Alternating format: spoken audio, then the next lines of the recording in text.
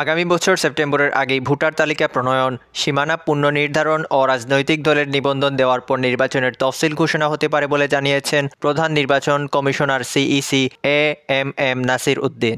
সুষ্ঠু নির্বাচন ও দুর্বৃত্তায়ন রোধে কমিশনের ক্ষমতা বৃদ্ধি চান সিইসি। তবে সদ্য ক্ষমতাচ্যুত আওয়ামী লীগের নির্বাচনে অংশগ্রহণ নিয়ে আদালতের সিদ্ধান্ত মেনেই কাজ করা হবে বলে জানান তিনি।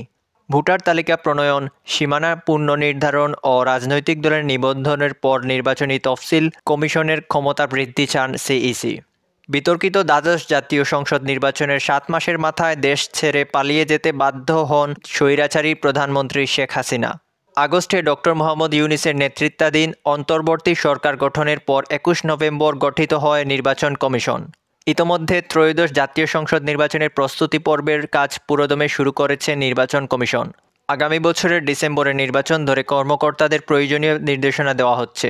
নির্বাচন ব্যবস্থা সংস্কার কমিশনের রিপোর্ট আসার আগেই ভোটার তালিকা চূড়ান্তকরণ, সীমানা পুনর্নির্ধারণে কাজ শুরু হয়েছে। তবে এক্ষেত্রে ভুয়া ভোটার, নতুন ভোটার অন্তর্ভুক্তি ও সীমানা পুনর্নির্ধারণ নিয়ে জটিলতা নিরসন করা কঠিন হবে বলে মানছেন সিইসি। একই সঙ্গে দল নিবন্ধনের জন্য যাচাই বাছাইকেও চ্যালেঞ্জ মানছেন তিনি।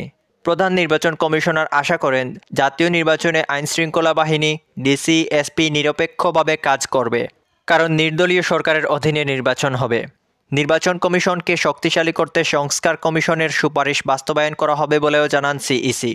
নির্বাচন সুষ্ঠু করতে ভোটের আগেই ব্যাপক রদবদল হতে পারে বলে ইঙ্গিত দিয়ে সিইসি নাসির উদ্দিন বলেন, নির্বাচনকে গ্রহণযোগ্য করতে যত পদক্ষেপ নেওয়া প্রয়োজন তার সবই নেওয়া হবে। নাইমুর রহমান, আধুনিক কাগজ।